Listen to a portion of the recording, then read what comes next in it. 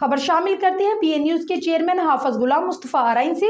Senior journalist Athar Mughal ने अपनी जिंदगी के नशीबो फराज अपनी जुबानी सुना दिए।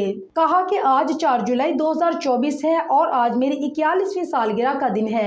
मैं 4 जुलाई 1983 में तहसील पसरूर में पैदा हुआ और पिछले 35 साल से गुजरांवाला में रहायश पजीर हूँ। 1999 में नारवाल से गुजरांवाला शिफ्ट हुए और फिर अब्बा जी ने यही मुस्तकिल रहायश इख्तियार की। मैंने इंटरमीडिएट तक तालीम हासिल की। बाद फिक्र मौश ने मुसलसल जदोजहद में कैद कर रखा है। सहाफत के शोबे से वाबस्ता हूँ और global union of journalist Gujranwala के जनरल सेक्रेटरी की हैसियत से अहम फराइज सर अंजाम दे रहा हूँ। कालम नगारी, शेर व शायरी से रगबत है। फितरी तौर पर रोमानियत पसंद हूँ। कुदरत की तख्लीक करदा हर खूबसूरत चीज़ को पसंद करता हूँ।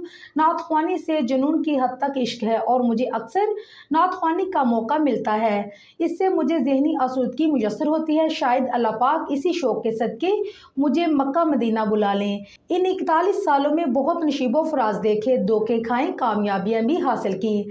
अल्लाह की रहमत हर लम्हा मेरे साथ रही। अल्लाह ने 4 खूबसूरत बच्चे अता फरमाए जो मेरा कुल असासा हैं। ग्लोबल यूनियन ऑफ जर्नलिस्ट की सूरत में मुखलिस और हमदर्द दोस्तों की तवील फरिश्त अता फरमाई जिन्होंने मुझे हर लम्हा बेपनाह मोहब्बत और इज्जत से नवाजा।